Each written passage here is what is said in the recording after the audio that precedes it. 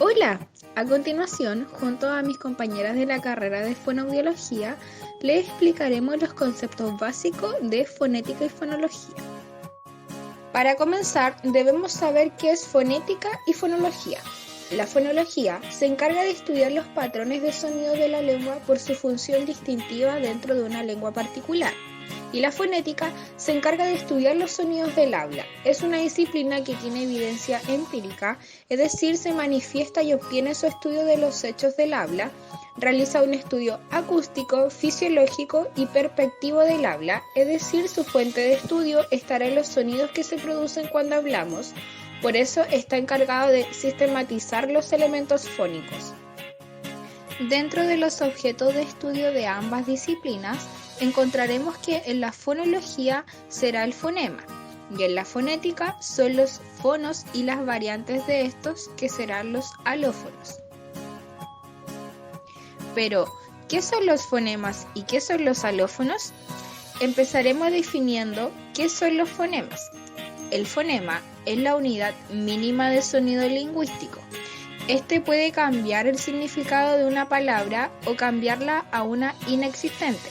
Por ejemplo, entre pato y gato tenemos la misma secuencia de fonemas, excepto uno, y este cambio hace que también cambie el significado de una palabra. Entre pato y sato ocurre lo mismo, pero esta vez sato es una palabra inexistente. Los fonemas no se pueden decir ni escuchar, ya que están en la mente de los hablantes. A su vez, estos equivalen a un representante de un conjunto de alófonos y se escribe entre barras oblicuas. En cambio, los alófonos es la unidad del habla, por lo tanto es lo que podemos percibir con al menos un sentido. Asimismo, es la realización o materialización del fonema. También cambiará de un hablante a otro e incluso en un mismo hablante en dos situaciones diferentes. Estos pueden ser producidos de diferentes maneras, es decir, con diferentes alófonos, y se escriben entre corchetes. Dentro de los fonemas se distinguen fonemas vocálicos y consonánticos. Los fonemas vocálicos son pronunciados de tal forma que el aire no encuentra ningún obstáculo y además son capaces de formar sílabas por sí solos, según la localización o parte de la boca en que se produce su articulación. Las vocales españolas pueden ser anteriores, centrales y posteriores, según el grado de abertura de la cavidad bucal al pronunciarlas. Las vocales pueden ser de tres tipos: abiertas, cerradas y medias. En cuanto a los fonemas consonánticos, los podemos clasificar según el modo de articulación, el cual describe la naturaleza del obstáculo en la salida del aire. Se encuentran los oclusivos, que se van a caracterizar por el bloqueo del flujo de aire, por ejemplo, los sonidos de las letras P, T, K, B, D, G, N, Y, I y M. Fricativos, que se caracterizan por una cierta dificultad para la expulsión del aire, pero sin impedirlo. Por ejemplo, los sonidos de las letras F, S, G, J y Z. Africados son aquellas en cuya articulación se produce un primer momento de oclusión y un segundo momento de fricación. Por ejemplo, los sonidos de las letras CH y ñ.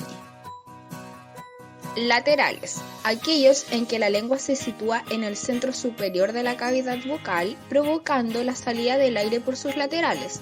Por ejemplo, los sonidos de las letras L y L. Y por último, los vibrantes, los cuales los pronunciamos con una repetición muy rápida de contactos sucesivos o vibraciones de la punta de la lengua sobre los alvéolos. Por ejemplo, los sonidos de la letra R y R. Otra clasificación sería el punto de la articulación, la cual es la zona de la cavidad bucal en la que dos órganos articulatorios se unen para producir un sonido. Dentro de estos están los bilabiales, que es la unión de los labios dejando una pequeña abertura por la que sale el aire. Encontramos los sonidos de la letra P, B y M. Labiodentales. Se unen los incisivos superiores al labio inferior y en este encontraremos el sonido de la letra F. Dentales. La punta de la lengua toca los bordes de los dientes superiores. Encontraremos los sonidos de las letras T y D. Alveolares. Son los que se articulan aproximando la punta de la lengua a los alveolos. Encontraremos los sonidos de la letra S, L y R. Palatales. Se pronuncian acercando la lengua al paladar. Encontraremos los sonidos de las letras Y, C y L. Y finalmente están los velares, que son los que se articulan aproximando la lengua al velo del paladar o tocándolo. Encontraremos los sonidos de K, G y J. Semejanzas y diferencia entre la fonética y fonología. En cuanto a las semejanzas, ambas serán disciplinas de la lingüística que tienen por objeto de estudio a los sonidos del lenguaje, y a la vez utilizan una teoría fonética y el método experimental. Dentro de las diferencias, la fonética estudia los sonidos de una lengua desde el punto de vista de su producción, de su constitución acústica y su percepción. Estudia por tanto las diferentes formas en que un mismo sonido es pronunciado, ya que la Z de España no es la misma que la de Chile. Por otra parte, la fonología estudia los sonidos de una lengua desde el punto de vista de su función, encargándose del acento, la entonación y de los rasgos distintivos de cada sonido, es decir, lo que los hace únicos en una lengua. Por ejemplo, el sonido de P es distinto de B, ya que peso y beso no significan lo mismo. Por ello, son fonemas las unidades que se encargan la fonología, escrita entre barras, mientras que la fonética estudia los alófonos, es decir, las distintas formas que se presenta un fonema. En su caso, se escriben entre corchetes. Rasgo pertinente, rasgo distintivo y par mínimo. El rasgo pertinente son los movimientos elementales del aparato fonoarticulatorio que es encargado de producir la voz y la articulación del habla. Algunos ejemplos de este rasgo son la letra B, que es bilabial, sonora y oclusiva, y la letra G, que es velar, sonora y oclusiva.